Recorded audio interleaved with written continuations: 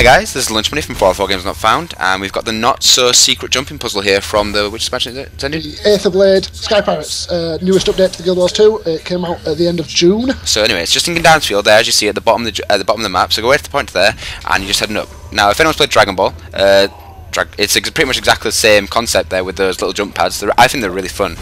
I'm really a bit rubbish on them, I'm not going to lie. But I don't know if it's a glitch, but they seem a little bit harder to use when there's lots of people on them, so just take your time with them, because they do work up, and occasionally you will bounce in really funky directions. This is permanent content as well. This jumping puzzle is in the game from now on. This possibly, excluding Obsidian Sanctum, might be one of like the biggest jumping puzzles in the game now. It is quite long. It's about... this video is about 8 minutes, you know, after I fiddled around with it. I'm not going to lie, it's possibly the hardest jump puzzle in the game now. It took me an hour and 10 minutes to do this, and that was like... really hard. So anyway, I was playing with Zylara, a friend of mine, and she discovered this invisible wall there, so should be a little bit of a shout out to you there. And just more of these spinning tops here to get you through. Really cool, they are really cool. Top things. It's just, you got to be careful though, because you will go exactly where you're facing. They don't just fire, they will not fire you in the right direction. So you got to be really careful, or you will just fly off in an odd direction and die. These little fire traps here, not as dangerous as I thought. The only downside to them is they will put you into combat. They do about 100 or 200 damage though, and at 5,000 damage health, that's not really a lot. So you don't have to worry too much about them. Just if there's one before I jump, be careful, because it will put you in combat and you won't jump as far. So I was a little bit confused to where to go here. Like I was like spinning top, trying to make Sky out, and this guy just like straight through the wall. Like it was like, bye. So see, there he goes. And this guy's great because he just runs straight This off. has got a shit ton of hidden walls in actually. Well, actually, this is the last one, unless there's secrets. So you go through there, and now we're into the core area of the jump puzzle. As you see, I took a hit there, very little damage. This is where it starts to get quite hard. What happens if you die? Well, at the moment, there's absolutely loads of people there. They will get you up. Otherwise, you've got to go back to that waypoint right at the start. There is no like Griffin Run where it'll teleport you back, as far as I'm aware, because it's not a timed event. Like so it's permanent content. It's not a timed event, and most of the time non-timed events don't have teleports back. So head down here, and there's a lot of these Aether Blade caches around. I think I found 4 while making mistakes and looking around. So feel free. And they're stored like all over a few other jumping puzzles as well. Yeah. Obviously, this is like a big Aether Blade thing, and they are plugging the Aether Blade right now. Yeah. So make sure to have a look. I'm not gonna. I'll just quickly sort my inventory out there a little bit. I wanted to pick everything up. You know, tiny little bags from Gendarren Fields that are totally worth it. Pretty sure I got myself 5 butter. Yeah, I did. You know, always worth it. Pick up every little bag in the game.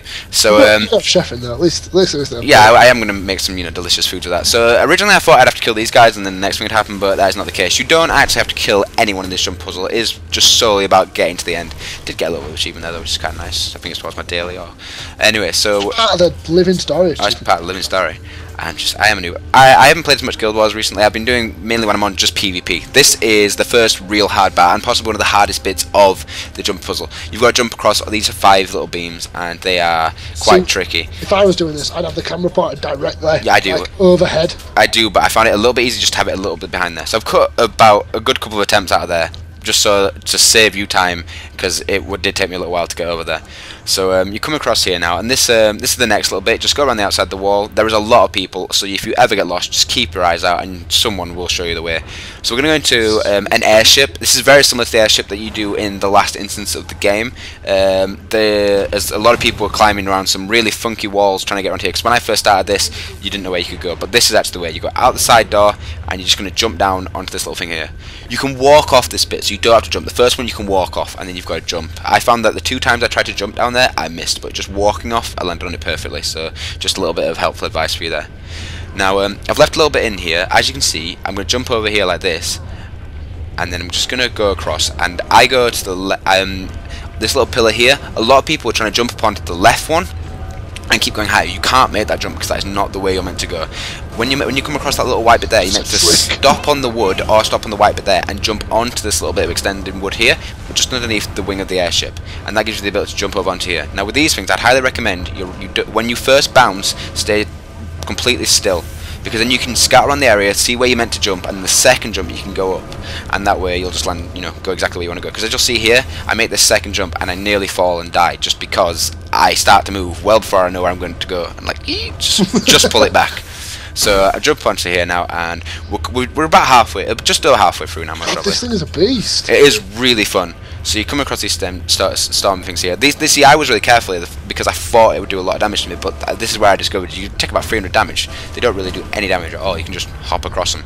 So I suppose that putting it in combat as well is what's designed to make it a bit disorientating there. Yeah. It slow you down and all that. This is kind of cool here. You just jump around the outside of the sprockets. Every time you go up to a new level, you have to go into the little black bit that sticks out the side to get the extra height to make the next thing. As far as I'm aware, I tried this a couple of times and failed unless it was on the black bit. So you jump onto here, and this little spinning top here, the thing that fires you, this is the one where you have to be really careful at where you're facing, because if you stand it in the wrong way when it spins, you will just go flying into the oblivion. And just if you look straight forward now, you can fall through the gap there, just on the right as I land here, so be careful. The first time I fired, I was like, yes, and went straight through the hole, and was like, no! So, you need to be careful there. This is a very, very cool puzzle. They should put a dungeon here, that'd be awesome. So yeah, I was having a bit of a scout around here there. I thought you might be able to get up there, because I don't know how that guy got up there. I think he was hacking the rocks. Anyway, so what you want to do is you want to jump onto the airship just down here. Careful not to fall off, because I was so close to falling there. I was kind of breaking myself. And then the last little bit here, just walk past these guys. Thought I'd give this guy a sneak. Look at many dead guys now. It's just like so many. Well, there's a lot of veterans spawn up here, so I started giving this guy a sneaky res, and then I was actually realised how close I was to finish. So I don't know if I actually get him all the way up.